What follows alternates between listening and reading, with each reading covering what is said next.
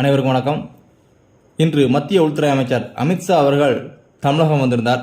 அவரை வரவேற்று பாஜக சார்பாக ஒட்டப்பட்டுள்ள போஸ்டரில் அமித்ஷா அவர்களின் படத்துக்கு பதிலாக நடிகர் சந்தான பாரதி படம் இருந்ததாக சமூக ஊடகங்களிலும் முக்கியமாக சன் நியூஸும் பரபரப்பான செய்திகளை வெளியிட்டிருந்தது.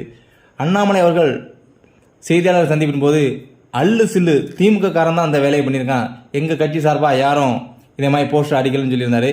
அதே போல் போஸ்டரில் இருந்த அருள்மொழி என்ற பெண்ணும் போலீஸ்லேயும் கம்ப்ளைண்ட் கொடுத்துருக்காங்க. இது நாங்கள் அந்த போஸ்டர் அடிக்கலை, இது வேறு யாரோ பண்ணியிருக்காங்க அப்படின்னு.